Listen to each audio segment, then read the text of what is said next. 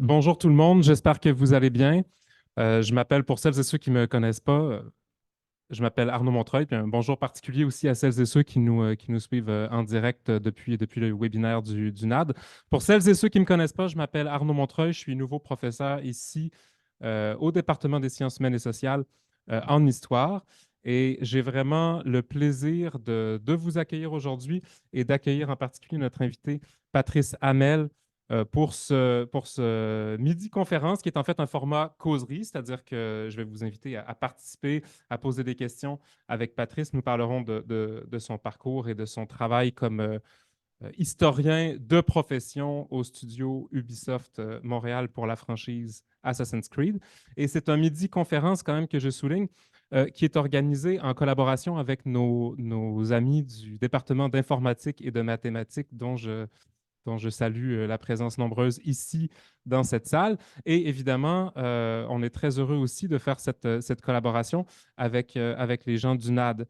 Personnellement, je suis en sciences humaines, mais j'ai vraiment, comment dire, des atomes crochus avec l'informatique.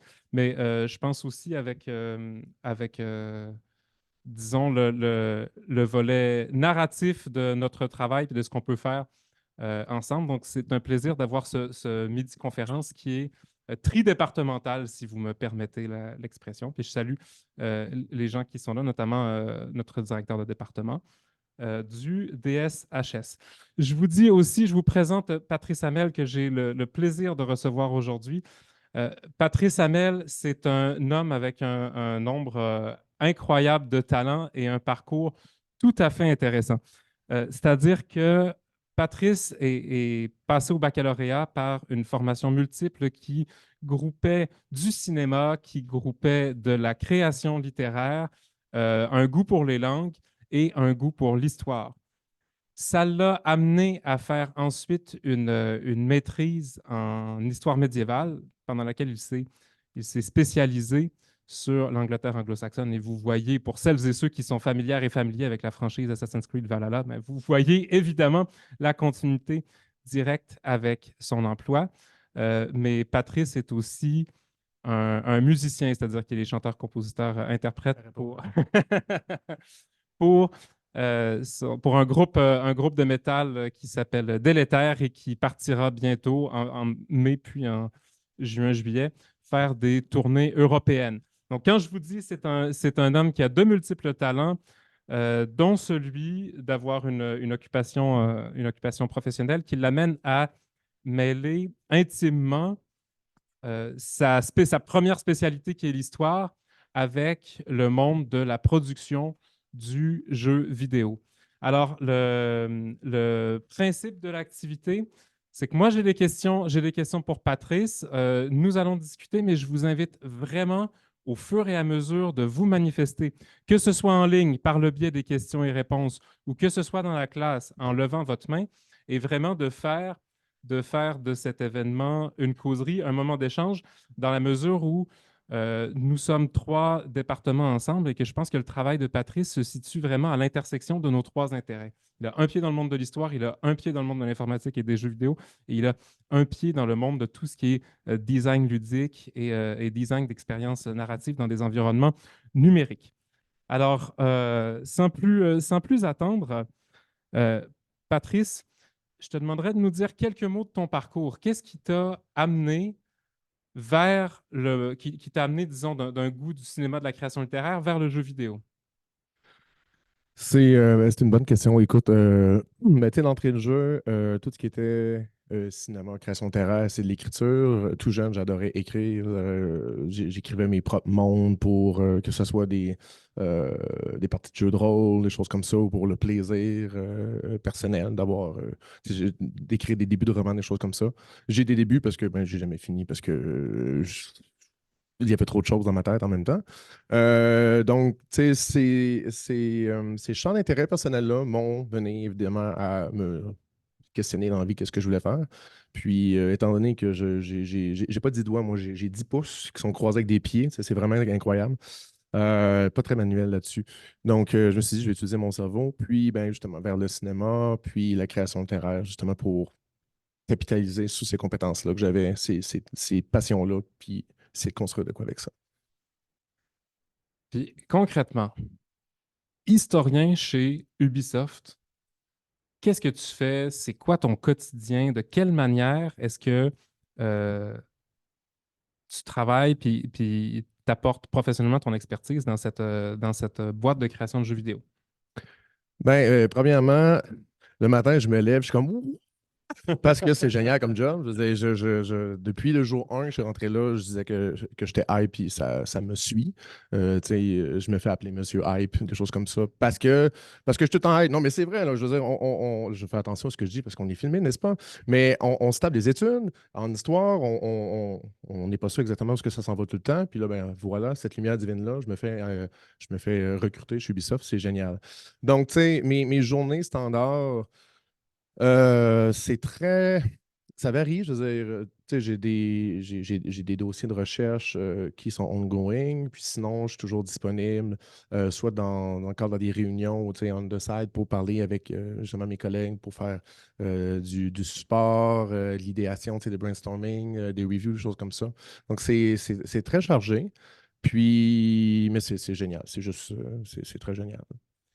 Puis, est-ce que dans ton travail, par exemple, là, je pense un peu aux gens du DIM qui apprennent à notamment à coder puis à programmer, de quelle façon dans une... Parce que, je veux dire, la création du jeu vidéo, c'est un univers complexe où il y a quantité de spécialistes puis de sous-champs, de gens qui travaillent ensemble, qui n'ont pas nécessairement la même formation, qui viennent de bagages différents, au fond. Euh, Toi, ton côté historien, il intervient à quel moment de la production du jeu vidéo, au fond? Et quand est-ce que tu es sollicité? Quand est-ce que tu rencontres les autres collègues qui ont plus de spécialités vraiment d'informatique, de codage, des choses comme ça? Euh, mais si je prends, mettons, mon exemple de mon expérience avec le Discovery Tour Viking Age, tu sais, on était une plus petite équipe. J'ai pas eu énormément de moments où tu sais, j'ai jamais discuté de code avec quelqu'un, ça aurait été une perte de temps incroyable. J'ai servi tu sais, le rubber ducking, l'espèce de petit canard en plastique, là, c'était moi, derrière mon écran, puis j'écoutais. Puis je me disais, waouh, c'est génial, je comprends rien, c'est cool. Mais c'est ça, je pense que c'est ça, les moments où j'ai eu à interfacer justement avec des programmeurs, c'était, tu sais, par exemple, dans Viking Age, on a retiré tout ce qu'il y avait de manifestations de violence parce que ça se voulait non violent. Mhm. Puis donc, c'était tu sais, au-delà des effusions de sang qu'on peut retrouver dans des jeux vidéo, mais là, c'était de voir peut-être quel autre détail qu'on peut retirer. Bon, fait que ça, c'était des moments comme ça. Puis aussi, mais je veux dire, c'est pas parce que les programmeurs vont pas travailler directement, mettons, à l'idéation des trames principales qui n'ont pas un intérêt là-dessus. Donc, tu sais, ou qui n'ont pas d'intérêt en histoire. Fait que programmeuse, programmeur, je parle avec eux, puis on échangeait, puis tu sais, justement, ça crée cette espèce de dynamique qui fait en sorte que ben, c'est un jeu qu'on fait qu'on est censé avoir du fun, là. Puis c'est un jeu historique, fait que c'est cool quand on comprend un peu plus la période, puis qu'on peut itérer là-dessus, puis c'est ça, c'est un bel échange, là. Je vous invite dans la salle. Je vous rappelle qu'à tout moment, vous pouvez poser des questions à Patrice, participer à l'échange, apporter votre point de vue aussi. Question- Bonjour, bonjour. D'abord, merci d'être là aujourd'hui. Moi, j'ai une petite question, en fait, puis c'est quelque chose, à toutes les fois qu'il sort un jeu à teneur historique, euh, il y a des communautés en ligne qui sont comme Ah, mais ça, c'est pas correct, ça, c'est pas droit, ça, c'est. Dans le fond, ces outils-là n'existaient pas à cette époque-là. Dans le fond, toi, dans ton rôle professionnel, comment tu fais tu sais, dans le fond, pour faire les bons compromis entre la rectitude historique et l'aspect, il faut que ça soit le fun, il faut que les gens aient de quoi à faire dans le jeu. Je sais pas si tu comprends ce que je veux Oh oui, dire. non, c'est une bonne question. Mais écoute, tu sais, d'entrée de jeu, tu sais, c'est un jeu, donc c'est le game design, c'est les métriques de level design. Tu sais, c'est ça qui prime. C'est ça, le core qui fait en sorte que tout fonctionne. Donc, nécessairement, l'histoire vient en support là-dessus. Tu sais, l'histoire, mettons, dans Assassin's Creed ou je ne peux pas parler pour les autres marques, évidemment. Pour Assassin's Creed, tu sais, c'est extrêmement fondamental parce que ça fait partie de notre identité, de notre ADN, de trouver un moyen de créer un univers où il va y avoir une belle immersion. Donc, mais jamais au détriment des règles de base, c'est le core du jeu. Donc, le moyen de faire le compromis, en fait, c'est d'une part, en tant qu'historien, c'est de se faire violence parce que justement, notre formation nous conduit à avoir une espèce de laser dans les yeux pour identifier tout ce qui n'est pas correct. Puis je le fais encore par réflexe, mais c'est pas constructif de faire comme ça fonctionne pas, ça fonctionne pas, parce que c'est pas ça l'objectif. Fait que le compromis se fait quand on prend les éléments qui nourrissent l'histoire, qui la rendent passionnante, qui vont nourrir le jeu, qui vont le rendre intéressant. Puis ça se fait avec, pour ma part, c'était de développer des compétences transversales, donc de questionner d'autres collègues pour comprendre c'était quoi leur jargon de travail, c'était quoi leur vision des choses pour adapter la mienne, puis m'intégrer justement par la suite là-dedans. Puis souvent, c'est ça, ça va être de. L'exemple que je donnais tout à l'heure dans la classe, quand on joue à Assassin's Creed Valhalla, euh, les églises ont des clochers. Puis à cette époque-là, techniquement, il n'y avait pas de clocher. Mais comme Assassin's Creed, c'est un jeu pour lequel la verticalité est super importante, ben, il a fallu ajouter des points élevés. Donc, les clochers ont été placés pour ça. Donc, ça, c'est un excellent exemple de compromis où non, ça n'existait pas, mais c'est nécessaire, fait qu'on va le rendre crédible. Le clocher qui a été mis en place avait quand même un look crédible pour une époque un peu plus euh, postérieure, mais c'était pas, ça n'avait pas l'air non plus d'un espèce de clocher que tu peux voir sur n'importe quelle ville aujourd'hui, là. Il y avait un espèce de compromis comme ça. Fait que c'est ça le genre de choses qu'on est appelé à faire. Merci beaucoup. Ça fait plaisir. Merci, Pascal. Merci, Arnaud. Bien, merci pour cette entrée en matière. Moi, je me posais la question suivante. Tu disais tantôt, quand tu t'es engagé là, dans ce cursus universitaire en faisant cette maîtrise d'histoire, tu ne savais pas à quoi allait te mener l'histoire. Alors ça, c'est peut-être un petit peu un souci de directeur de département et qui pense à ses programmes et finalement aux étudiants qui s'engagent dans ces cheminements et qui se demandent finalement ce qu'ils vont devenir. Est-ce que c'est très courant ce que tu vis dans le cadre de tes activités professionnelles? Est-ce que d'autres historiens, est-ce que c'est je vais le dire comme ça, là, et je mets ces mots-là entre guillemets, un marché du travail qui est prometteur pour des diplômés en histoire, qu'ils soient bacheliers ou maîtres ou éventuellement docteurs? Parce que j'ai l'impression, mais je me trompe peut-être, j'ai déjà entendu parler de toi, puis tu es un peu unique en ton genre. euh, Puis on comprend mieux pourquoi, là, avec ce parcours hybride, mais c'est ça. Ma question, dans le fond, c'est est-ce que c'est effectivement une voie de sortie pour nos diplômés qui est prometteuse ou ça reste très, très, très, très, très, comment dirais-je, exceptionnel? Tu sais, tu parlais de petites lumières. Donc là, il y a un petit côté quand même, tu as été choisi. On ne sait pas par qui, mais en tous les cas par Ubisoft au moins. Ça, c'est sûr. Donc, voilà, c'est ça ma question. Elle est un peu triviale, excuse-moi, là, mais je suis ni historien, ni informaticien, et je ne joue pas aux jeux vidéo. Mais moi, ce qui m'importe, c'est de savoir si effectivement tout ça est porteur Des d'espoir. débouchés, oui. C'est une très bonne question. Je veux dire, on ne se pensera pas, c'est clair que d'entrée de jeu, le débouché dans cette industrie-là n'est pas aussi énorme que dans d'autres milieux. Cela étant dit, moi, j'ai des collègues sur le projet qui ont une formation d'historien, d'historienne ou d'archéologie ou des choses comme ça. Puis, ce bagage-là, ils ne l'utilisent pas directement, donc ce n'est pas leur métier, mais ça vient quand même nourrir leur vision du jeu, mais aussi leur outillage conceptuel. Veut pas ce genre de formation-là développe notre boîte à outils cérébrale, puis on peut l'appliquer à tous les niveaux. Donc, d'entrée de jeu, non, c'est vrai que ce n'est pas la chose la plus accessible nécessairement, mais il y a une ouverture, je crois, tu sais, à titre extrêmement personnel. Je veux dire, on peut regarder d'autres marques qui font des jeux qui sont inspirés de l'histoire, ils font appel à des consultants. Dans quelle mesure, je ne peux pas dire, mais il y a quand même quelque chose qu'on peut faire avec ça. Puis, veux pas, avec le développement technologique, dont je ne suis pas du tout un spécialiste, mais que je le regarde, je le vois, peut-être qu'il pourrait y avoir plus d'ouverture. Selon quelle modalité, je ne sais pas, mais peut-être que oui.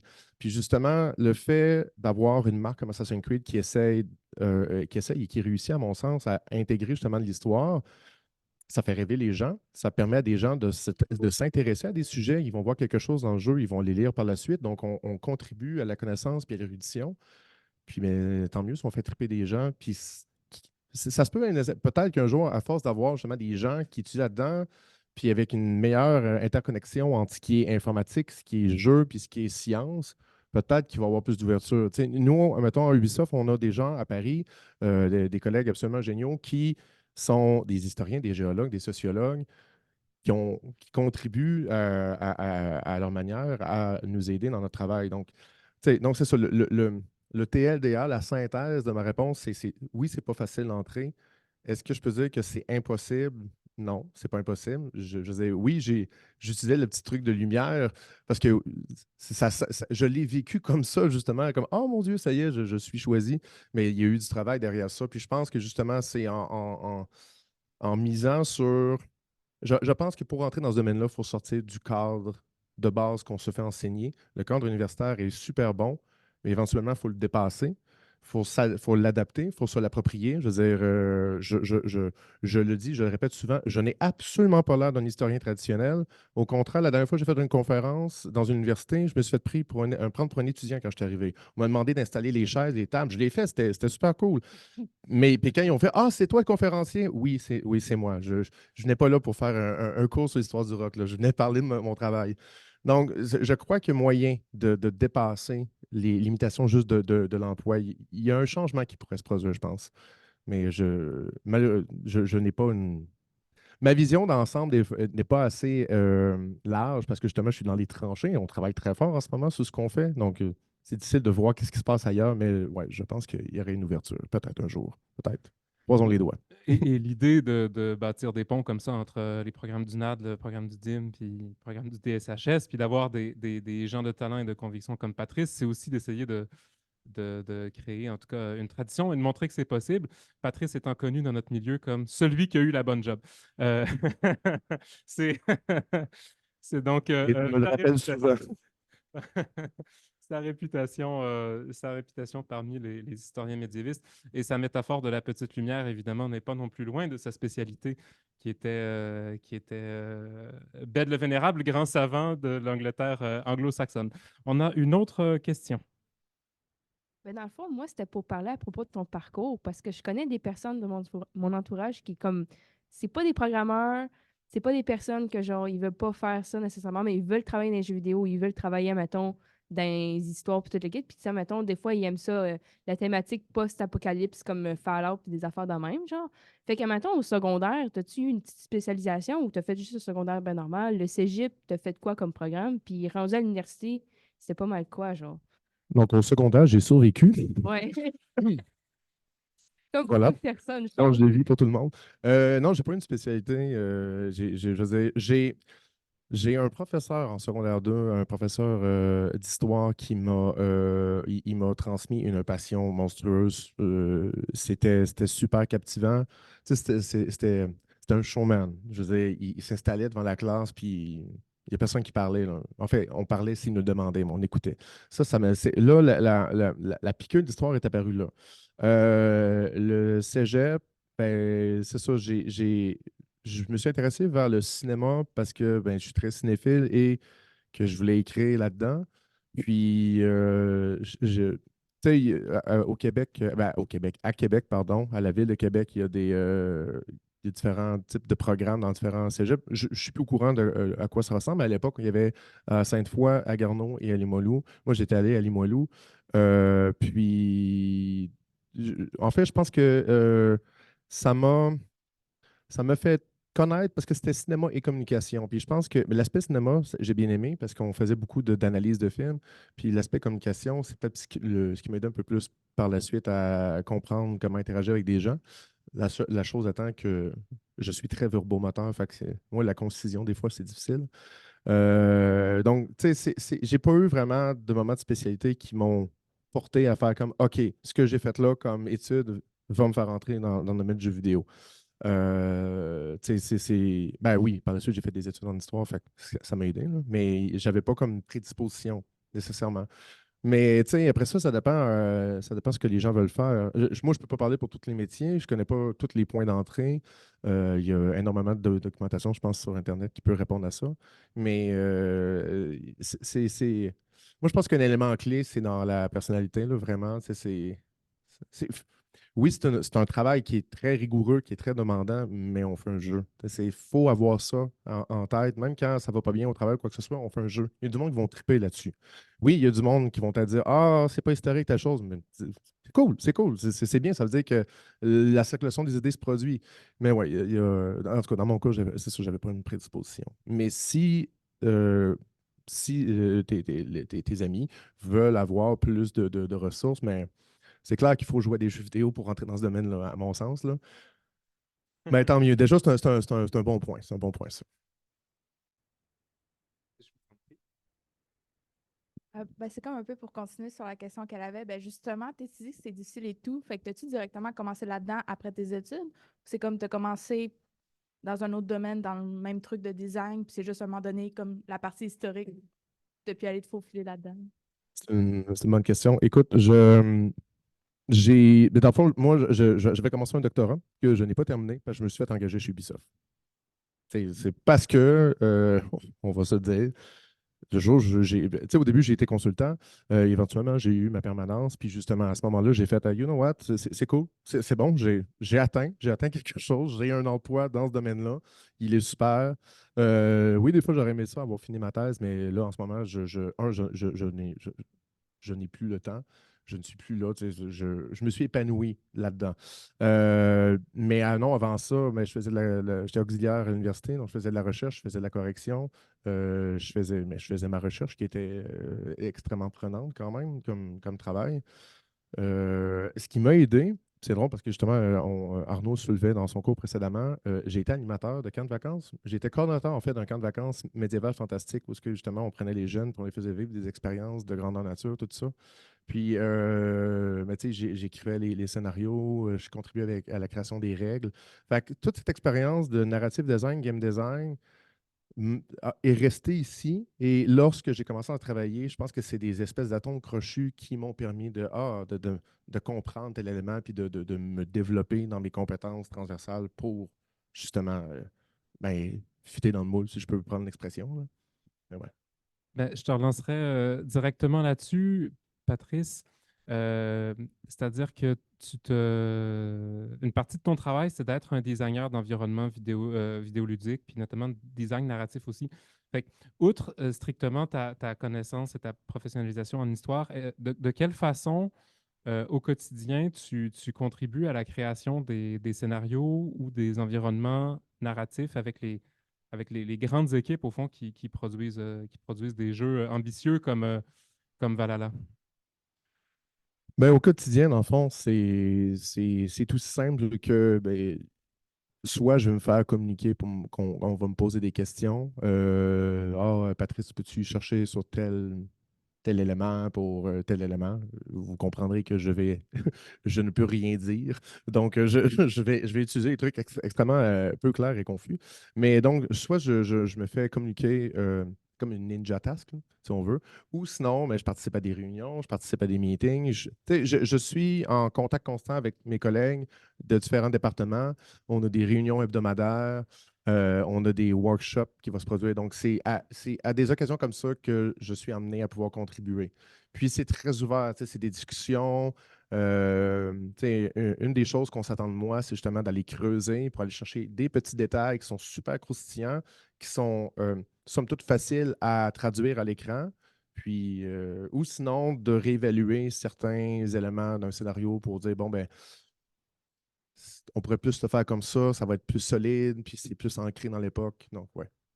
C'est ça. Donc, ce que je comprends, c'est que tu es aussi appelé à intervenir dans le scénario, mais est-ce que ça t'arrive de rencontrer les gens qui, je sais pas, les gens qui s'occupent des dialogues, des gens qui s'occupent, je sais pas, du doublage, par exemple, parce que c'est des fois, on intègre aussi des mots ou des prononciations des autres périodes dans les jeux Assassin's Creed qui sont quand même très, très fouillés sur le plan de la documentation. Euh, Mais si mettons, je rebondis sur la question justement des mots pour le Discovery Tour. Je veux dire, tu sais, ceux qui écrivent les dialogues, les writers, les scénaristes, bon, justement, ça fait partie de l'équipe narrative avec laquelle j'ai souvent des contacts euh, fréquents. Mais tu sais, pour tout ce qui est, mettons, le doublage, les acteurs, c'est pas quelque chose auquel j'ai eu accès pour l'instant.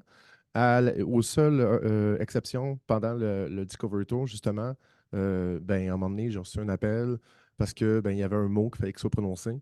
Puis il était difficile à prononcer parce que c'était un mot en anglo-saxon. Puis, tu sais, je veux dire, même moi, ma prononciation de l'anglo-saxon n'est pas à tout casser, mais sais, des termes comme Eideltrud, qui s'est traduit en Audrey aujourd'hui. Ça, d'ailleurs, c'est une espèce de. Ça fait mal au cerveau de voir Eideltrud, Audrey. Qu'est-ce qui s'est passé? Je ne comprends pas.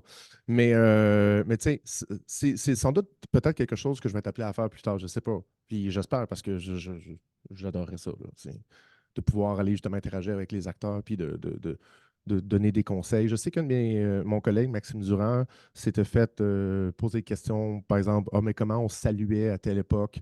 Donc là, c'est tu sais, des espèces de questions souvent que tu te fais poser, puis tu fais comme ta question pour toi va prendre 5 secondes à répondre, mais pour nous, c'est 5 heures de travail à faire comme où c'est que je trouve cette information-là? Ça, c'est génial. On se nourrit de ça. Mais ouais, voilà. Oui, puis Pascal le disait, la communauté de fans le salue aussi parce qu'il y a quand même une grosse communauté de fans très très ferrée sur le plan historique chez Ubisoft. Même genre de question, mais peut-être avec un autre groupe ou une autre section des studios. Puis je fais un petit clin d'œil côté art numérique qu'on développe ici à l'UQAC.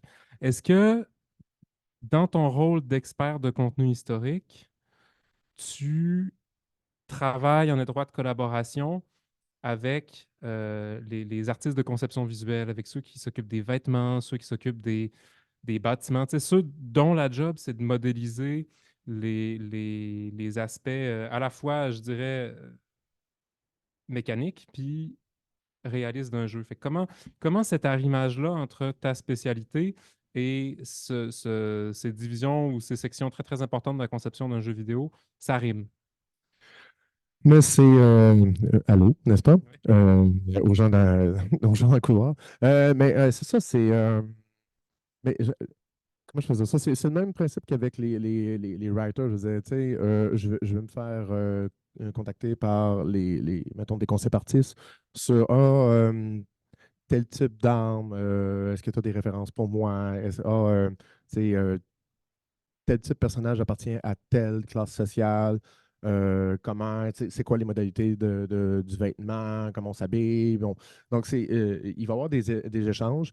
Dans le meilleur des mondes, ma préférence, c'est que lorsque la tâche est donnée, que moi j'arrive avec un document ou avec des références, mais la nature du jeu vidéo fait qu'il y a beaucoup de départements qui travaillent à des vitesses qui sont, dans le meilleur des mondes, équivalentes, mais il faut itérer, il faut aller vite. Donc, des fois, la tâche est lancée. Moi, je vais voir un produit, tu sais, une première passe.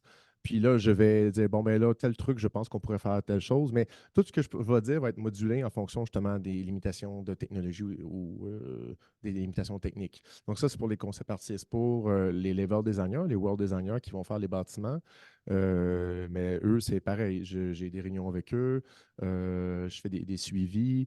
Puis ça, d'ailleurs, c'est super génial là, de voir que ça commence avec des espèces de blocs gris, puis éventuellement, les level artistes embarquent, ils mettent des textures. C'est fascinant. Là. Je pourrais en parler sans arrêt. Là. Mais donc, c'est ça. En fait, tu sais, quand je suis au studio, c'est rare que je suis à ma chaise, de un, parce que je suis incapable de rester assis longtemps. Il faut que je bouge.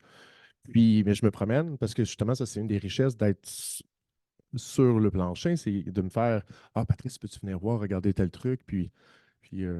Donc, ça, donc, c'est ça, c'est juste être en constat. Tu sais, je ne suis pas comme dans une espèce de bloc de verre où ce que des gens font comme pour pouvoir me parler. Tu sais, j'interagis avec les gens, j'ai beaucoup de contacts puis d'ouverture dans tous les autres départements.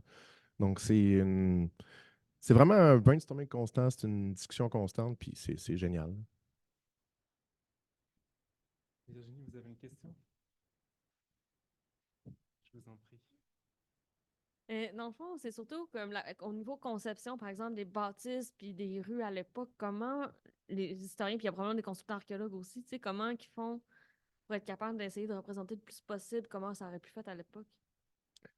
Ben, tu sais. Est-ce que je suis claire? Oh oui, c'est très clair, c'est très clair. Premièrement, on a la chance d'avoir des designers vraiment sur sa coche, là.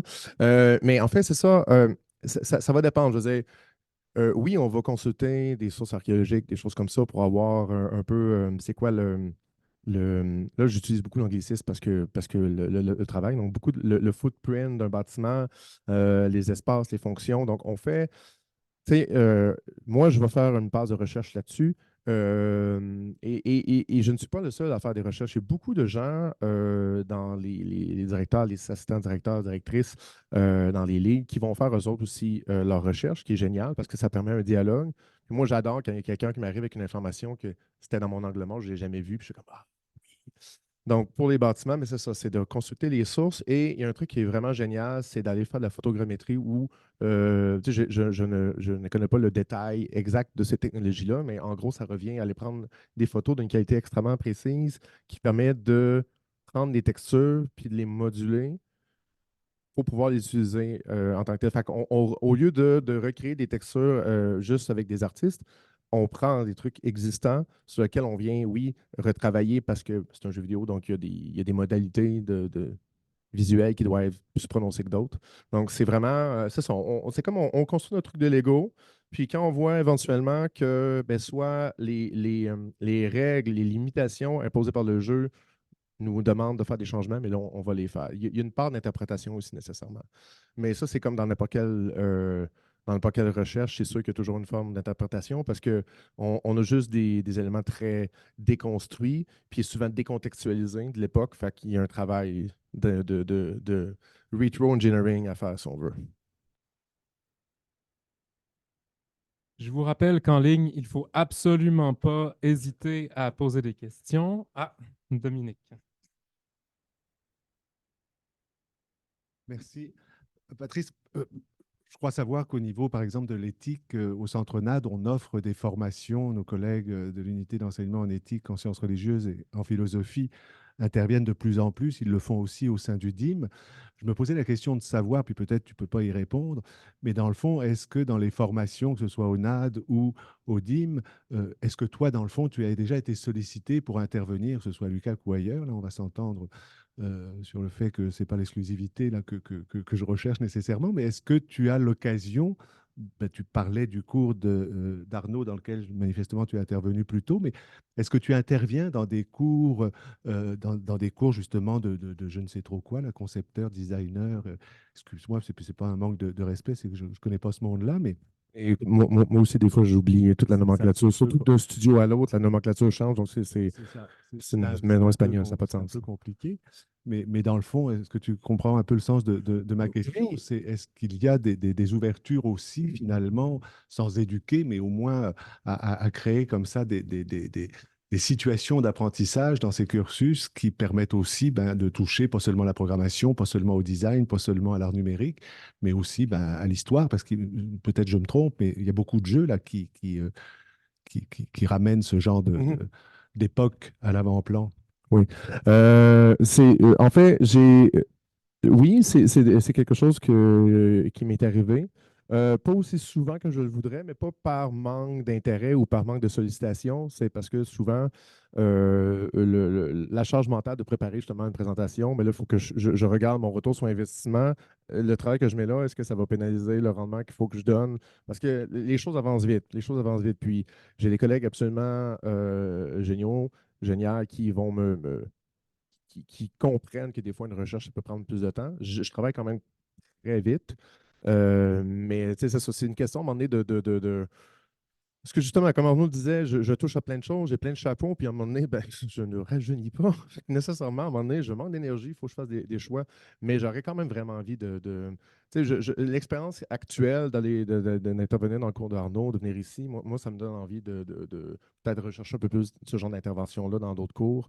Parce que justement, c'est un peu de démystifier le métier, puis aussi de voir comment des compétences qui ont absolument pas de lien direct avec le jeu vidéo peuvent être utilisées. Vous parliez de philosophie. Je veux dire, il y a des raisonnements qui peuvent se retrouver dans des dialogues ou des choses comme ça. Si on a un personnage qui est plus philosophe, mais nécessairement, il faut aller se taper de la lecture pour avoir après ça le bagage nécessaire pour que le personnage soit grésible.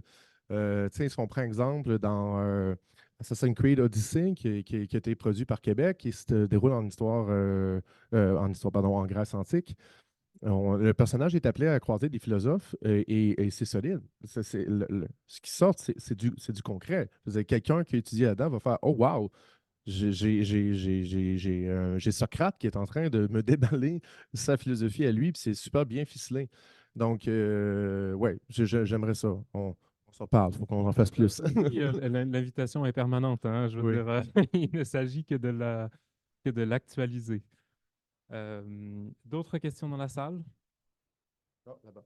Oui, puis là aussi. Là aussi? Je suis arrivé tard un peu, mais je ne sais pas si la question a déjà été répondue, mais dans le fond, bon, on sait que certains jeux, des fois, n'ont pas le choix d'avoir en fait de s'éloigner un peu de la réalité, du côté réaliste historique pour que ce soit des questions de game design ou de délai simplement. Qu'est-ce que ça vous fait, vous, quand, mettons, une décision que vous avez encouragée pour être plus historique et finalement pas prise, puis c'est l'autre côté qui est pris pour être plus côté game design, quoi que ce soit? Ben, tu sais, il y a un travail très personnel à faire là-dedans. C'est sûr que quand j'ai commencé, j'avais moins l'habitude du rythme de ce genre de production-là, de la nature de ce genre de production-là. Fait que c'est sûr que des fois, je me disais, ah, mais là, c'est dommage, tel élément n'a pas été pris. Mais quand c'est pas pris, c'est pas parce que les gens ont un désintérêt pour l'histoire. Ça, c'est la chose fondamentale. Lorsqu'il y a des modifications qui sont faites, c'est toujours, comme vous l'avez mentionné, pour le jeu, pour la lisibilité du jeu, pour la fonctionnalité du jeu.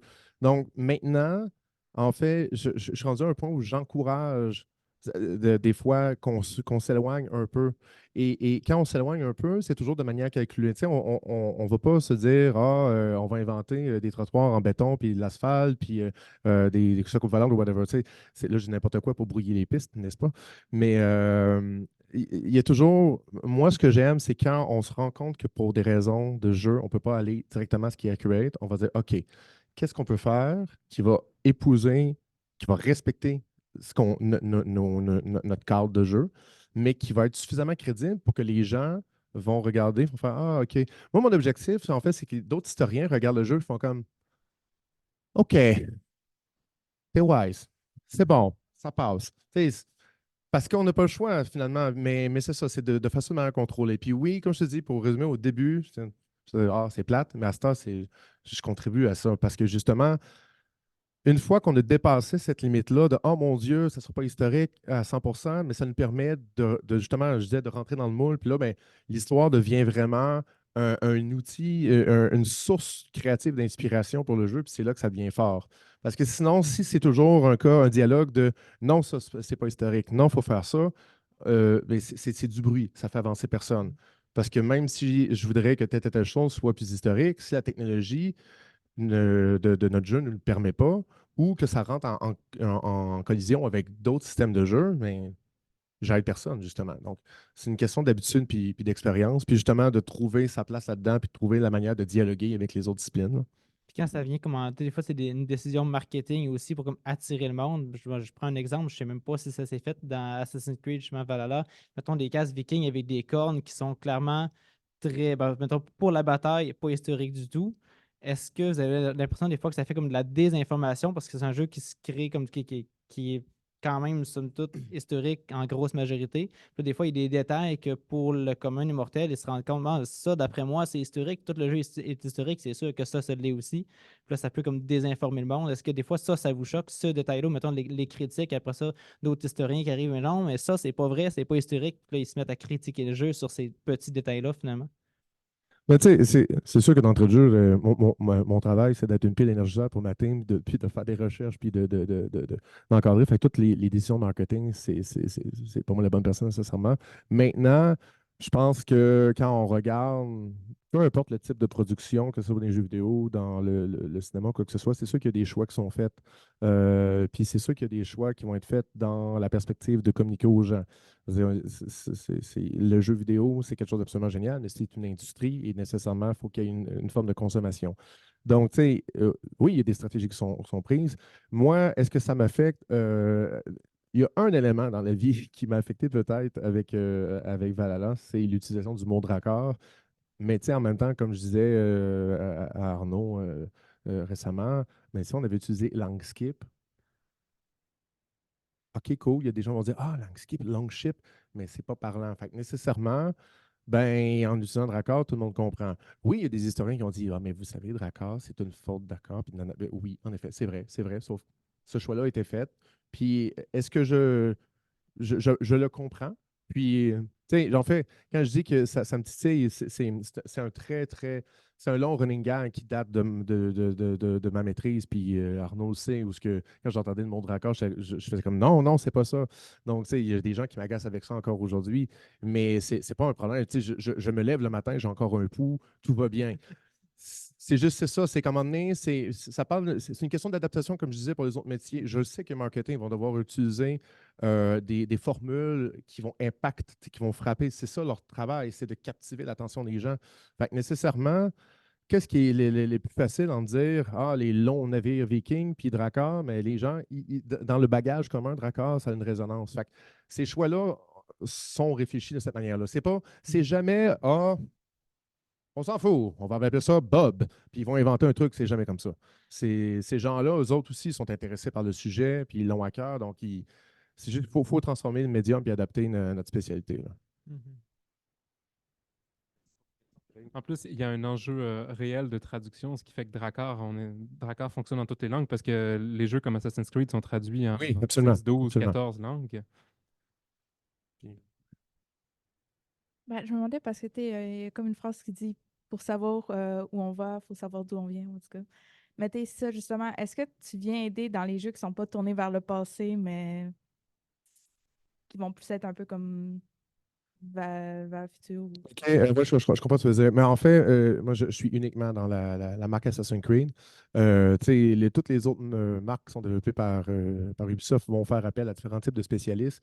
Mais tu sais, il faudrait que mettons, si un jour, je sais pas, il y a un nouveau jeu qui est créé, puis ça se passe, je ne sais trop où, comme dans le futur, ben, puis que moi, je serais intéressé à transférer là-dessus pour explorer de nouveaux horizons, peut-être. Mais moi, c'est ça, mon champ d'action est vraiment au sein d'Assassin's Creed, surtout à Montréal. Mais tu sais, par exemple, quand j'ai travaillé pour le Discovery Tour, pendant ce temps-là, il y avait d'autres choses qui étaient travaillées pour voyons, l'expérience allongée de Valhalla. Puis j'ai travaillé sur, comment ça s'appelle? C'est Dawn of Ragnarok, qui est un des DLC du jeu, où j'ai travaillé à des écritures uniques, des choses comme ça. J'ai travaillé aussi sur d'autres modules qui ont sorti par la suite pour Valhalla, où j'avais travaillé avec des artistes, des choses comme ça. Mais non, mon hood, c'est vraiment Assassin's Creed puis à Montréal de manière principale. Mais tu sais, je pourrais croiser d'autres développeurs sur d'autres jeux puis avoir une opinion puis leur en parler, là. On se parle tous, là, on travaille à la même antenne, là. Mais ouais. Donc, non, je n'ai pas le regard porté. En fait, dans la vie, oui, j'ai le regard porté sur le futur, mais au niveau professionnel, non. Et je suis certain que tu te débrouillerais assez habilement en science-fiction. Oui, oui, absolument. Par rapport à la question qui était posée tantôt là, sur l'information, la désinformation, je me posais une question toute simple. Est-ce qu'il y a des mises en garde, des avertissements, comme au cinéma, là, quand on nous avertit que toute ressemblance avec des personnages ayant existé est fortuite? Est-ce que ce soit les cornes des Vikings, les Drakkar ou je ne sais trop quoi encore, est-ce qu'on a la précaution finalement d'avertir en lien, comme tu le fais, avec les impératifs qui sont ceux de l'industrie, du jeu et de ce que ça nécessite comme je dirais, Ouais. mécanique, comme tu le disais tout à l'heure, Arnaud? Est-ce que tu comprends un avertissement? Est-ce que Oui, oui, quelque part, il est écrit que tout ça ne correspond pas nécessairement à la vérité historique? Oui, je saisis. Et là, j'essaie de me souvenir. Parce que lorsque on démarre un jeu, il y a toujours un ensemble de choses qui nous est dit, qui rappellent, par exemple, que le jeu a été fait en accord avec les orientations de genre, religion et compagnie. Et je pense aussi qu'il y a mais je ne suis pas certain. Et ça, ça, aujourd'hui, c'est bien, hein. Depuis que je suis arrivé ici, je me suis fait donner plein de balles courbes. Et ça en est une. Parce que, justement, je ne m'en souviens pas. Je ne m'en souviens pas. Et ça, en fait, je pense que, tu sais, malheureusement, avec le travail, à un moment donné, à lire des centaines de livres, mon cerveau se met à bouillonner, puis j'en oublie un paquet de détails cruciaux. Bon, moi, je sais encore où j'habite, donc ça va bien. Mais oui, c'est une bonne question.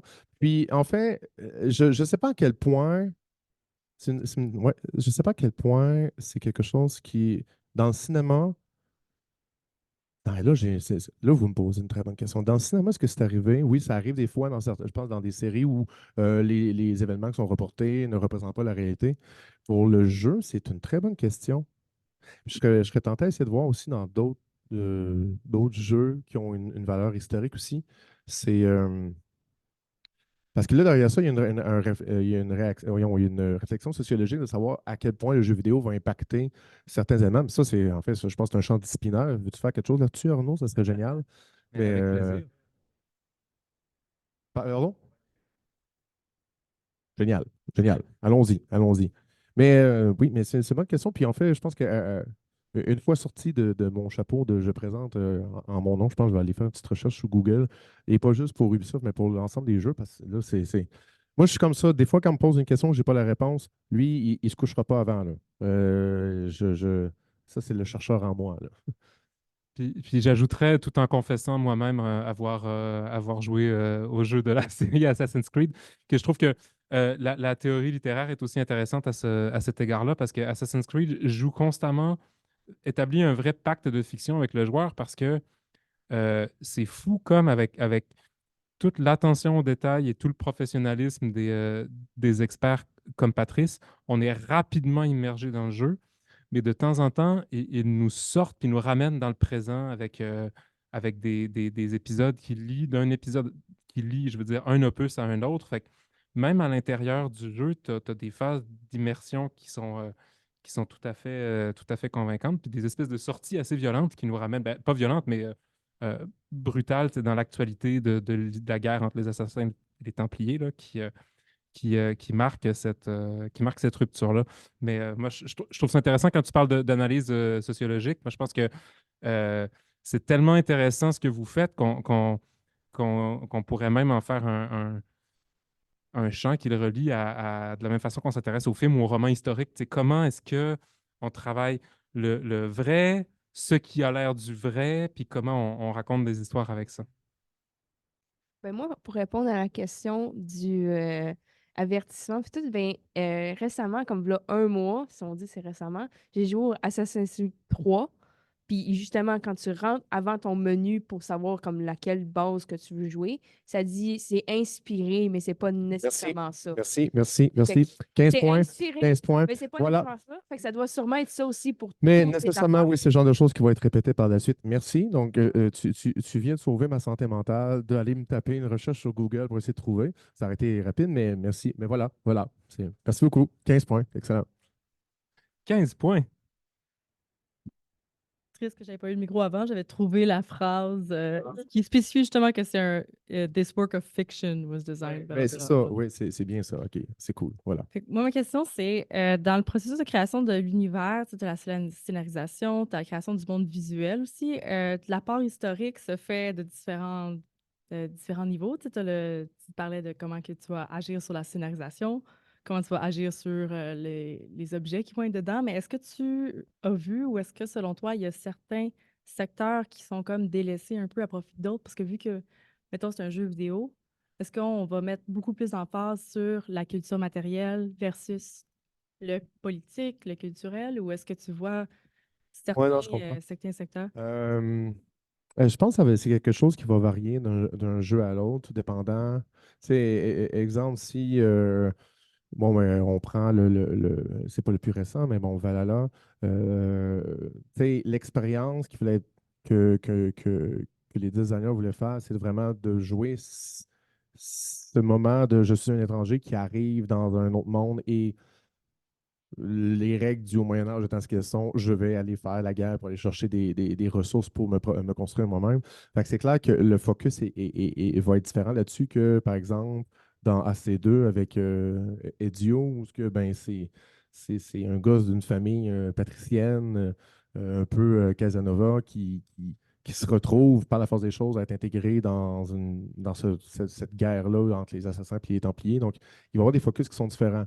Puis c'est clair que je veux dire, ce qui va être, comme c'est un jeu, c'est une interface visuelle. C'est clair que tout ce qui est matériel, tout ce qui est visuel c'est ça l'immersion passe par là d'abord et avant tout. Oui, par la musique aussi, par l'ambiance, par oui, les dialogues, mais tu sais, je veux dire, si je me bouche les oreilles et je regarde le jeu, je vais être en mesure quand même de me sentir intégré. Fait que oui, la culture matérielle va être mise de l'avant. Mais par la suite, le génie de ça, c'est de prendre tous les autres aspects puis de venir les broder de sorte où ce que ça devienne, tu sais, ça soit fluide. Faut pas que que ça soit comme cassé ou ce qu'on met tout sur le visuel, puis que par la suite, dans les dialogues, ça sonne boiteux ou quoi que ce soit. Non, jamais, jamais, jamais. Vraiment un souci qui est partagé sur toutes les disciplines, là. Je pense que c'est ça qui fait la force de notre marque, là, c'est cette vision-là d'avoir une hégémonie au niveau de la cohérence, là, du matériel et tout ça. Ouais. Fait que dans le fond, la culture matérielle, c'est un peu l'espèce de fondation sur laquelle vous vous basez, hein, puis après ça, essayer de boucher les trous, dans un certain sens. Fait que ça, c'est une question d'archéologie, c'est ça? Oupsie, oui. Si, OK. C'est clair. Je veux dire, comme tout type de produit qui a quand même genre un legacy, qui a des choses qui existent déjà, c'est sûr qu'il y a des remplois, parce que tu sais, de recréer la technologie ou les bâtiments de A à Z, des fois, c'est time-consuming. Fait qu'il va y avoir un remploi, mais c'est clair justement que, ben, justement, mettons, les sources archéologiques vont être super utiles. Tu sais, tout dépendant de la période, ça se peut que le bâtiment que tu veux construire, mais il a été détruit pour je ne sais trop quelle raison. Mais là, c'est de trouver des descriptions du bâtiment dans des textes anciens, euh, c'est de trouver justement des fouilles archéologiques qui ont pu exploiter. Ou sinon, quand on n'a pas de fouilles sur un lieu, mais c'est de voir d'autres trucs autour, puis là, faire de l'archéologie comparative ou de l'histoire comparative pour essayer de voir, OK, mais si je prends 5-6 bâtiments de la région, puis je fais une synthèse, OK, c'est suffisamment crédible pour dire que ça pourrait être ça. Fait qu'il y a quand même un travail puis de recherche, mais après ça, c'est les artistes puis les level designers qu'il faut qu'ils prennent ça puis qu'ils le rendent euh, tu sais, alléchant et qu'ils le rendent crédible puis que ça respecte les règles aussi, les métriques du jeu et tout ça, là. Fait que ouais.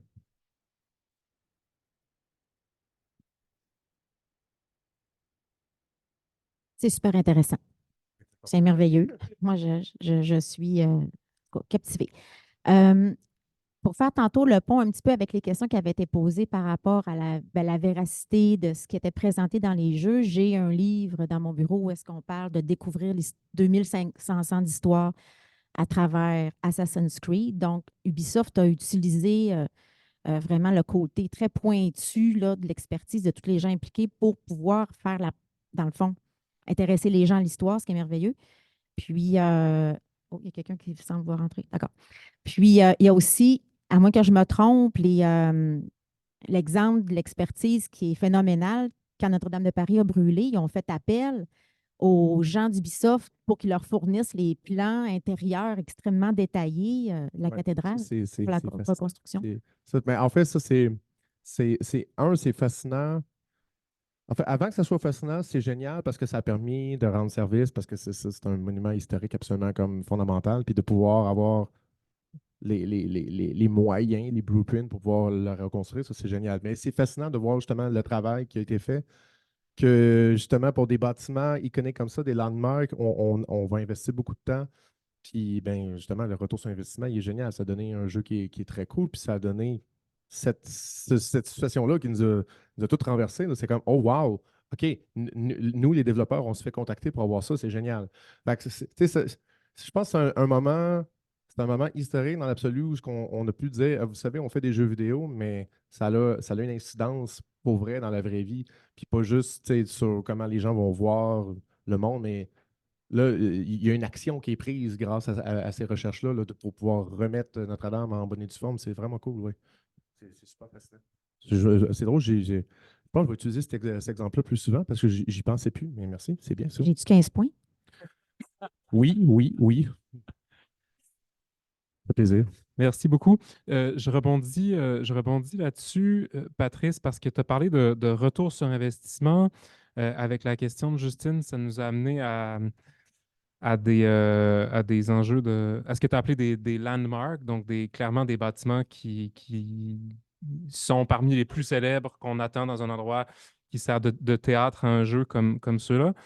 Euh, comment, comment ça se détermine, puis comment tu es capable de déterminer que tel aspect mérite beaucoup de recherche, que tel aspect en mérite un peu moins, que celui-là, bon, ben, tu acceptes que c'est pas majeur, fait que tu laisses aller. Tu sais, as-tu un genre de fonctionnement avec ceux qui préparent les niveaux, que ça, c'est un code prioritaire, OK, on va mettre l'énergie là plutôt que là. Comment tu es capable de déterminer ça? Wow. En fait, c'est. Mais tu sais, quand on va construire un niveau, une map, ou peu importe, tu sais, c'est clair qu'on a toujours en tête les bâtiments qui sont iconiques parce que justement, nous voulons avoir une expérience qui est immersive. Donc, c'est clair que, tu sais, exemple, bon, malheureusement, je ne connais pas vraiment la région, fait, je ne peux pas utiliser comme de référent. La voie maltaise, très iconique. Bon, ben, oui, OK. Fait que, imaginons que, justement, il y aurait quoi au Saguenay, mais c'est clair que, tu sais, la voie maltaise ou l'espèce, tu sais, la Maison Blanche. Bon, ben, vois-tu, tu sais, ben, c'est vrai. Assassin's Creed Saguenay, ça C'est ça. sent. Mais vois-tu, ça, c'est le genre d'exemple de choses que si on faisait une reproduction des environs, si ça, c'était pas là, on a manqué un coup, là.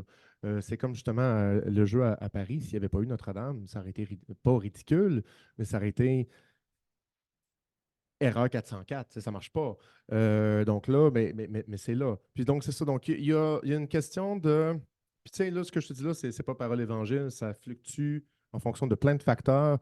Mais tu sais, dans les grandes idées, c'est oui, faut que les. Parce qu'après ça, ça aide en jeu. Je veux dire, une fois que tu as croisé, mettons, la cathédrale Notre-Dame dans le jeu Unity, mais pour te retrouver, tu sais, elle est où, donc tu es capable. Ça vient comme aider ton cerveau à se retrouver dans le jeu. Il y a une question de visibilité puis pour ta navigation.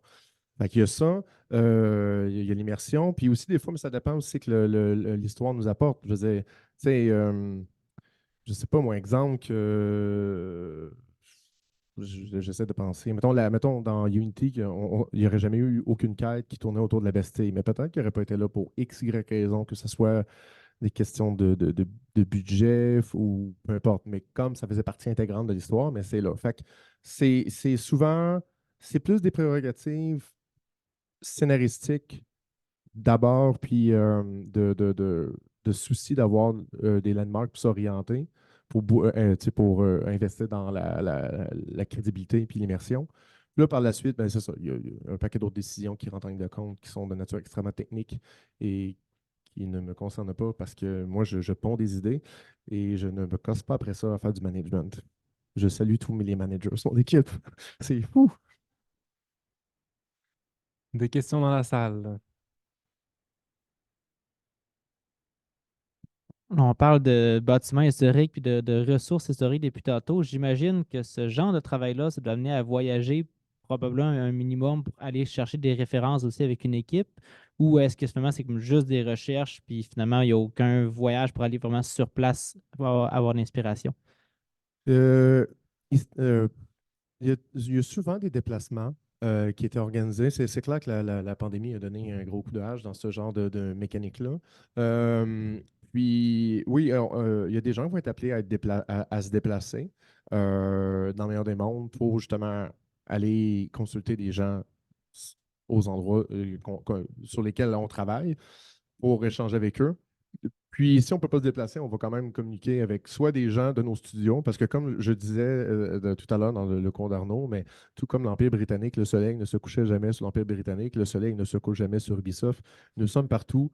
Quelle belle communauté. Fait que c'est clair que, ben, justement, ça se peut que si on travaille sur une région, un contexte géopolitique dans lequel il y a un de nos studios qui n'est pas loin, mais on peut peut-être faire appel avec eux. Il y a une collaboration nécessairement. Mais oui, dans le meilleur des mondes, c'est de pouvoir se déplacer ou du moins d'avoir des gens qui ont été là et qui ont un échange. C'est pas, il n'y a absolument rien de ça qui est fait en silo. Ben oui, un peu, parce qu'on ne peut pas parler de ce qu'on fait parce que c'est secret, mais une fois que les gens ont fait tout la paperasse qui permet d'intégrer notre grande famille, mais là, c'est là qu'il y a un dialogue constant, justement.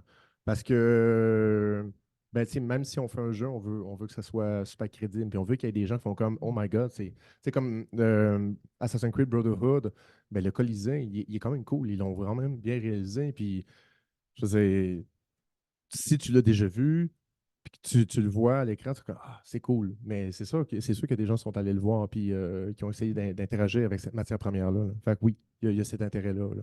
Puis dans ce temps-là, ça ressemble à quoi environ la composition de l'équipe qui se rend sur place? C'est-tu comme principalement les artistes, directeurs artistiques, ou est-ce qu'il y a aussi comme d'autres personnes au moins dans l'équipe? C'est variable, ça va dépendre.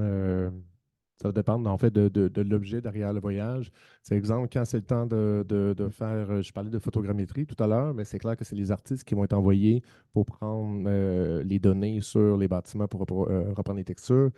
Après ça, bon, ben, tu sais, c'est très possible aussi que ce soit les membres de ce qu'on va appeler la core team, c'est-à-dire le cœur de direction qui vont aller s'immerger dans telle ou telle région du monde pour pouvoir s'inspirer parce que c'est eux qui vont fournir la base, le moteur sur lequel on va tous se greffer pour faire le jeu.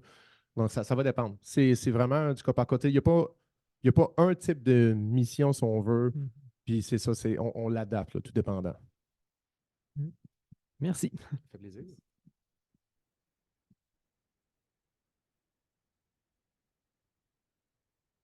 Je me demandais plus si tu avais des anecdotes, des gens comme de fierté. Depuis tantôt, on dit qu'il y a des historiens où justement tu veux comme que les historiens sentent que ça a été bien fait ou qu'il y a des gens qui ont comme chipoté sur un petit point. Fait que toi, tu dis OK, fait que j'ai bien fait mon boulot parce qu'ils se sentent justement dedans. Fait que même qu'ils remarquent que ce détail-là, il n'est pas à 100% fidèle ou ils ne chialent pas là-dessus, ça veut dire que ça a été bien fait dans ces eaux-là. Ouais, c'est une bonne question. Moi, j'ai fait, c'est comme, moi, j'ai fait un choix éventuellement de dire, tu sais, s'il y a des critiques du jeu, je vais les lire, mais je ne vais pas nécessairement, mettons, tu sais, sur Reddit ou Facebook ou peu importe, tu sais, lire tous les commentaires. Un, il y en a énormément, puis deux, à un moment donné, ça devient très overwhelming. Puis, ben, tu sais, il y a comme dans toute société, tu as de tout dans les commentaires. Mais tu sais, à titre personnel, mettons, d'autres spécialistes, mettons pour tu sais, je vais parler pour le Tickerito Viking Age parce que c'est le seul projet que je peux parler comme de manière sous la lumière du jour, si on veut. Ben moi, j'ai des collègues qui ont trouvé intéressant dans les dialogues, justement, de la manière que certains concepts, certaines formules de phrases étaient emmenées, que ça faisait clairement, OK, il y a une réflexion derrière de reproduire le mode de pensée des gens et tout et tout. Puis là, j'essaie de penser à un exemple concret. Ça, c'est le problème, c'est que j'en ai plein, puis là, c'est d'en choisir un.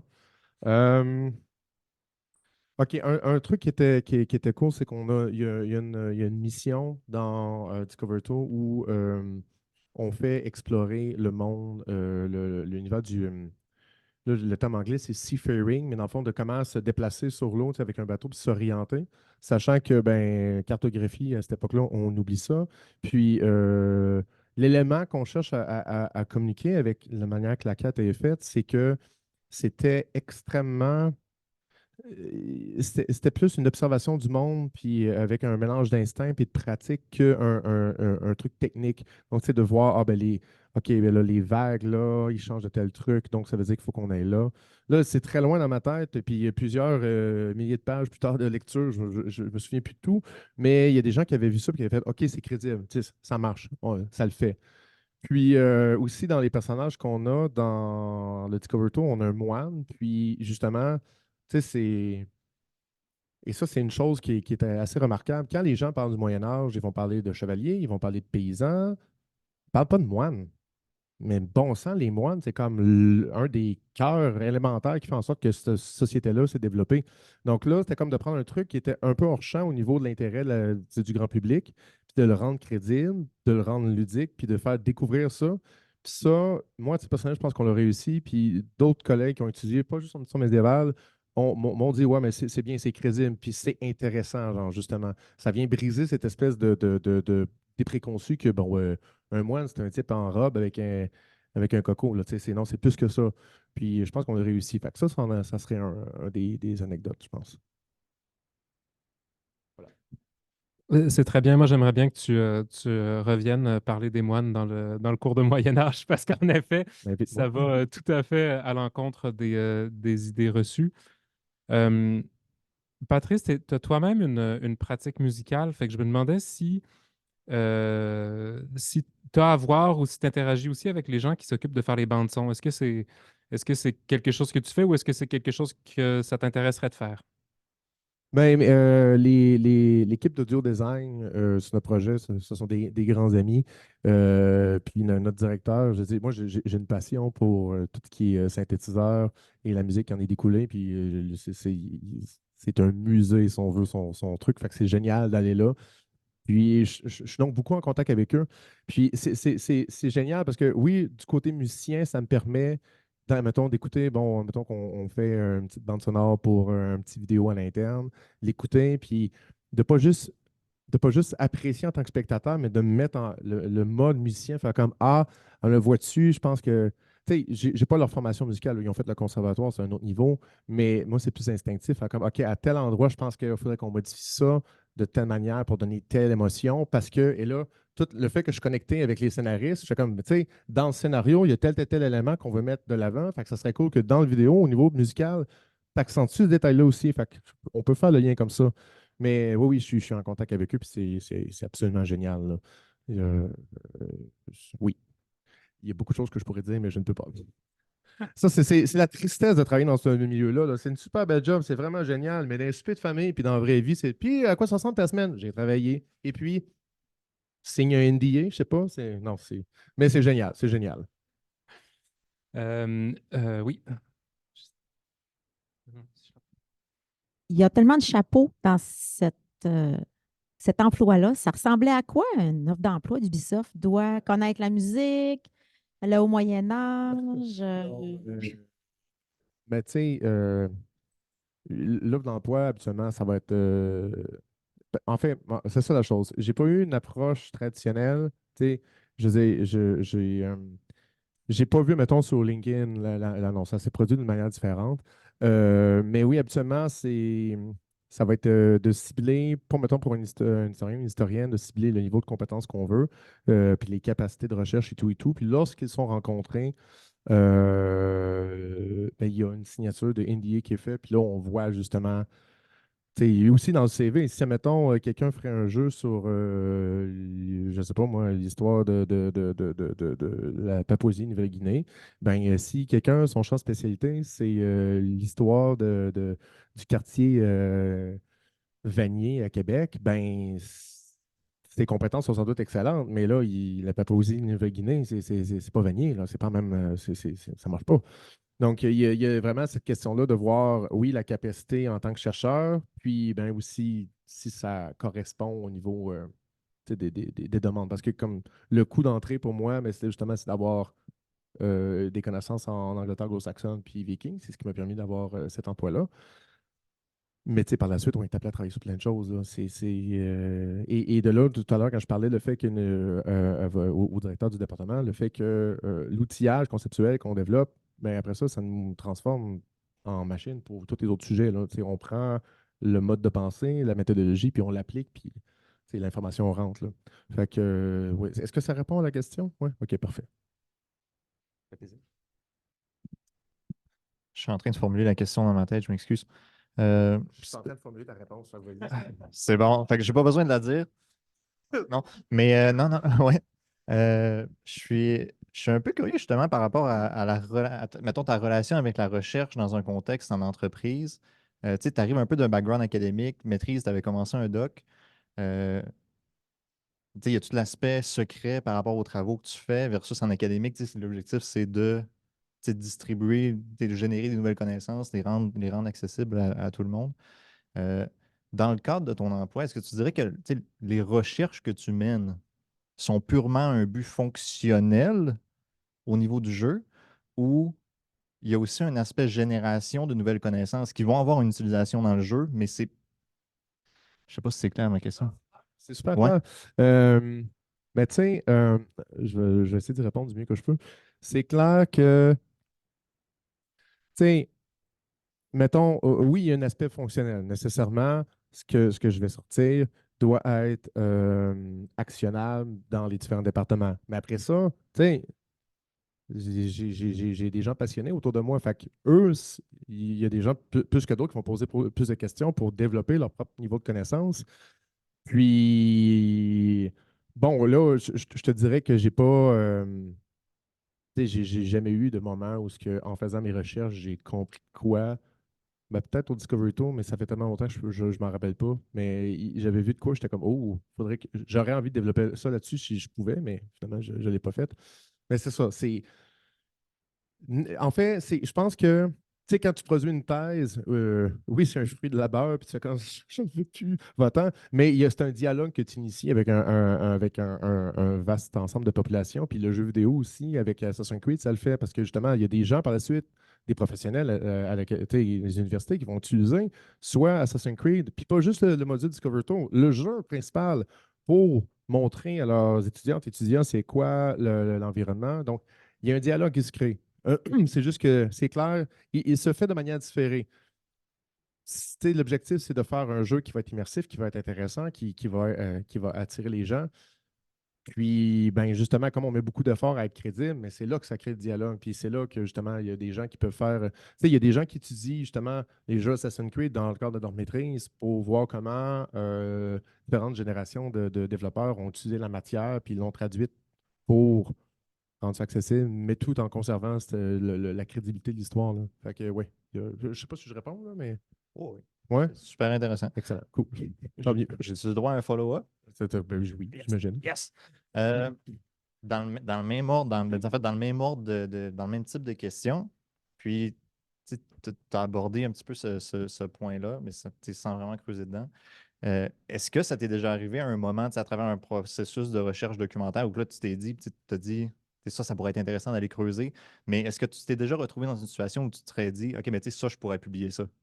Dans un contexte plus académique ou dans un contexte plus traditionnel, mais tu t'es retrouvé à ne pas pouvoir le faire parce que tu t'es dit, OK, ben, d'un point de vue fonctionnel, il faut que je fasse le jeu. Oui, ça m'arrive encore fréquemment des fois de lire des trucs, faire comme ah, ça c'est cool. Puis là, tu sais, je fais des croisements avec d'autres choses que j'ai lues. Je fais comme ah, ça c'est un champ qui pourrait être à explorer. Mais tu sais, ça reste une idée auquel je ne donne pas naissance parce que ça serait un investissement de temps que je peux pas me permettre. Puis honnêtement, je veux dire, j'adore l'érudition, mais en bon québécois, j'ai fait mon chiffre à l'école. Fait que là, c'est comme, j'ai un blocus de dire, ah, j'ai-tu envie de produire un article scientifique? Non. Mais c'est génial. Puis, tu sais, pour vrai, des fois, la petite voix en arrière fait comme ah, tu pourrais, mais non. La nature des choses fait que je m'investis énormément dans ce travail-là. C'est ça ma passion. Puis je veux continuer tu sais, ce qui me permet de m'épanouir maintenant, c'est vraiment ça. Fait que, tu sais, je ne le fais pas. Tu t'es détaché de cet univers-là, finalement. Ben, pas détaché complètement, la preuve, j'y parle encore à lui, mais je veux dire, je reste en contact parce que même si je ne suis pas nécessairement dans une université, ça reste un travail de science pareil qui est modulé, oui, pour des prérogatives vidéoludiques, mais on reste en contact. Puis, tu sais, pour les travaux, les travaux, pardon, vois-tu, là, je suis dans une université, je me mets à parler de travaux. Pour les projets qu'on fait, ben, on fait appel à des consultants puis des consultants aussi. Fait qu'il y a un dialogue qui se crée constamment aussi. Puis c'est quelque chose qu'Ubisoft met quand même de l'avant, là, justement, de cette acquisition puis cette circulation de connaissances-là. Ben, ça fait partie un peu de ce qu'on fait là, de manière quotidienne. Fait que, ouais. Cool. Merci beaucoup. Ça fait plaisir. Puis moi, j'essaie activement de convaincre Patrice de participer à mon nouveau projet scientifique qui est sur l'utilisation de l'imaginaire médiéval dans la société québécoise contemporaine. J'aimerais vraiment ça qu'il vienne parler de ce que... Je voulais dire ça devant la caméra pour être sûr certain que quand je regarde, je fais comme OK, c'est beau, c'est beau, c'est beau. OK, c'est cool. Big Brother, c'est bien. Je serai là. Oui. Non, mais en fait, parce que c'est aussi une question. J'avais un segway. Je suis désolé. Là, je ne l'ai plus. C'est pas grave. En fait, ma question, on coupe. Ma question, c'était pourquoi le Moyen Âge? Mais plus précisément, tu sais, c'est une discussion quand on a commencé à parler de ta venue ici, puis de cette conférence-là avec Justine, puis Bruno, on se demandait, tu sais, on constatait que dans l'univers du jeu vidéo, l'histoire plaît en général, mais tu sais, c'est comme tout le temps le tour du Moyen Âge, en ce sens que c'est comme, qu'est-ce qui fait selon toi que le Moyen Âge, c'est tellement un bon réservoir imaginatif pour autant des jeux que des designs narratifs puis des environnements immersifs. C'est quoi l'ingrédient secret du Moyen Âge qui permet de faire autant de bons jeux puis qu'on en fait, on en fait, on en fait. Puis le public puis les joueurs se tannent pas du contexte du setting médiéval. Moi, j'ai l'impression de revenir à mon examen de doctorat, puis j'ai des frissons. C'est une bonne question. Puis, je veux dire, puis tu le sais autant que moi, là, il y a encore des gens qui se cassent le cerveau, essayer de comprendre pourquoi. Mais c'est vrai que tu sais, il y a un effet boule de neige dans cette histoire-là. Je veux dire, dans l'imaginaire collectif, je veux dire, tu sais, Donjon Dragon, ben, c'est médiéval fantastique. Je veux dire, quand je me souviens plus de son nom, celui qui a créé ça, mais quand il a décidé de dire, OK, ma gang de chums puis moi, on se ramasse dans un cabanon puis on joue des personnages, mais il n'a pas fait ça, genre, sur, je sais pas moi, la Première Guerre mondiale ou des choses comme ça. Je pense que le Moyen Âge, là, c'est suffisamment loin pour qu'on se dise on peut interpréter ce qu'on veut, mais c'est suffisamment proche, surtout pour les sociétés européennes, je pense, que nous, ici en Amérique, que ça fait partie d'un quotidien. Puis ça fait cette espèce de mélange de. Tu sais, il y a des gens qui vont dire ah, j'aimerais ça être au Moyen-Âge. Puis là, il y en a d'autres qui vont dire t'aurais aimé ça être dans la boue, puis tout ça. Mais je m'excuse, aujourd'hui, on est vraiment dans le monde aussi. Hein. Fait que c'est pas parce qu'eux, il y avait une vision des choses différentes que la nôtre qu'on est mieux nantis, là. Vraiment pas, là. Mais je ne suis pas ici pour parler de ça. Je vais continuer sur l'histoire.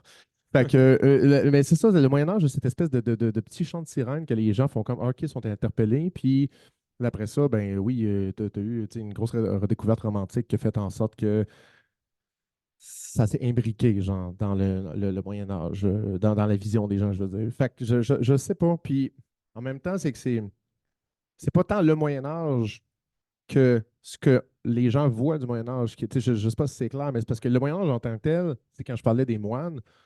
Il n'y a personne qui a envie de jouer un moine dans un jeu de rôle. Là. Ils vont tout faire, mais c'est plate. Puis, mais ça vient d'un construit, surtout ici, avec notre société où il y a eu un effort par rapport à l'Église et tout. Bon, c'est tout ça pour dire que oui, le Moyen Âge, je patine beaucoup parce qu'en même temps, je me pose la question encore et toujours. Parce que, ben, je veux dire, même en tant que médiéviste, mais je fais du médiévalisme aussi. J'ai fait de la reconstruction viking.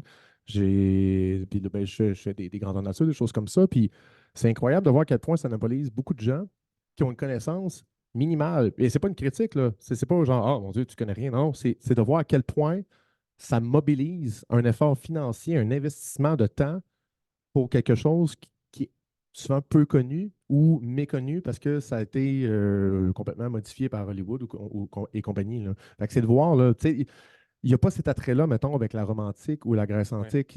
Ça n'a pas ce même niveau d'attraction gravitationnelle quasiment. Là. C'est spécial, c'est particulier. Mais je pense que c'est ça. Toi et moi, on a plein de collègues qui se cassent encore la tête là-dessus. Donc, c'est oui, ton colloque va être bien. Ouais, cool. Ben oui, mais Ouais. je t'y attends. Non, mais ça me fait penser à ta dernière phrase. À combien de fois par semaine pensez-vous à la romantique? Mais Véronique. Bon, moi, j'y vais fort de mes connaissances en histoire médiévale moyenne, mais je pars d'un background de littérature, de théâtre. Puis, ce que ça me fait penser, en fait, ce que vous discutez, c'est que il y a beaucoup de tropes littéraires, imaginaires qui nous parviennent, en fait, du Moyen Âge, puis qui ont vraiment formé notre manière de créer des récits qu'on a encore aujourd'hui, notre manière occidentale de percevoir des histoires, de construire notre imaginaire. Tu sais, ces espèces de figures de fiction sont vraiment parties du Moyen Âge. Fait que peut-être qu'encore aujourd'hui, ça une piste de réponse de pourquoi que cette fiction-là nous appelle autant. Ouais. Mais pour vrai, si on était capable de traduire le renouvellement de l'intérieur au Moyen Âge en énergie, on aurait l'énergie verte, genre la plus compétente quasiment, parce que justement, c'est à chaque fois qu'il y a un nouveau film qui sort, mais là, premièrement, je pense qu'une œuvre, si elle n'est pas polarisée au niveau de l'opinion publique, c'est que ça n'a pas fonctionné. Là. Si tout le monde aime quelque chose, là, je ne sais pas qu'est-ce qui se passe dans l'eau ou je ne sais pas, mais fait que quand il y a une polarisation, les gens en parlent, puis ben, chacun, selon leur propre modalité, vont se construire une réponse, une interprétation, puis ben ça, ça donne du courant à cette idée-là. Puis oui, le Moyen Âge, justement, il y a des tropes littéraires que je pense que sans doute tu serais plus en mesure de les identifier que moi, parce que c'était pas mon champ de spécialité. Mais oui, tu sais, il y en a qui reviennent, puis ça se trouve partout. Je veux dire, là, j'ai pas d'exemple concret, mais tu sais, autre que Donjon Dragon, des jeux vidéo, mais C'est ça. Pour vrai, c'est tellement de bonnes questions, là. Va falloir Ben oui. Oui. Puis, tu sais, pour vrai, c'est une vraie bonne question. Là, tu sais, tantôt, là, c'était la question de qu'est-ce qui se passe au début. Là, c'est cette question-là qui va animer genre, ma tête au restant de la journée. Voilà. Mais non, c'est une Mais bonne question. tant mieux, ça veut dire qu'on a encore du travail. Oui. Il nous reste du temps pour une question. J'aimerais te poser une question plus générale. De quelle réalisation dans les projets auxquels tu as participé es-tu le plus fier? Tu parles dans mon Non, métier, mais je là? veux dire, comme historien dans le monde du jeu vidéo, là, c'est quoi l'élément que tu as fait, qui est derrière toi, qui est un projet bouclé, dont tu es le plus fier? Ben, le plus gros projet sur lequel j'ai travaillé, c'est le Discover Tour. Fait que c'est sûr que c'est très. Comment je faisais ça? Ça apporte beaucoup de fierté parce que, d'une part, ça a été.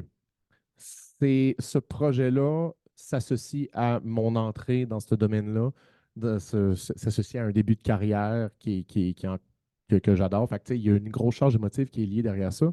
Puis aussi, ben, le travail derrière ça, ça a été un moment très formateur de prendre mon bagage académique puis là, de le mettre en concret. Tu sais, je veux dire, ce qu'on fait est concret, mais là, c'est un autre niveau de concret. C'est concret se transforme avec des programmeurs puis des ci puis des ça en un jeu. Fait que ça, c'est clair que c'est un gros élément de fierté. Le contenu aussi est quand même solide. Puis, tu sais, c'est ça. Ça, c'est mon gros élément de fierté. Puis, ben, c'est sûr, certain que le prochain jeu, le jour qui va sortir, ça va être un autre élément de fierté. Mais je pense que c'est ça. Ce premier moment-là qui m'a permis d'entrer dans ce domaine-là puis d'avoir ma job, c'est sûr que ça va rester gravé, là. Mais ouais. Écoutez, on arrive au bout du temps prévu pour l'activité. Je vous demanderai de vous joindre à moi pour remercier chaleureusement Patrice Hamel de sa présence parmi nous. Merci beaucoup. Euh, un grand merci, Justine, de nous avoir aidés à collaborer l'activité, pardon, à planifier l'activité. Un merci à Bruno. Un merci aussi à Luc d'avoir assuré la technique. Un salut tout particulier aussi aux gens du NAD qui ont suivi l'activité en ligne. J'espère que ce n'est que le premier des événements que nous co-organiserons avec le DIM, avec le NAD. Et puis, Patrice, j'espère aussi que c'est le début d'une amitié avec Lucas. Je serai présent. Je serai présent. Merci beaucoup. Merci.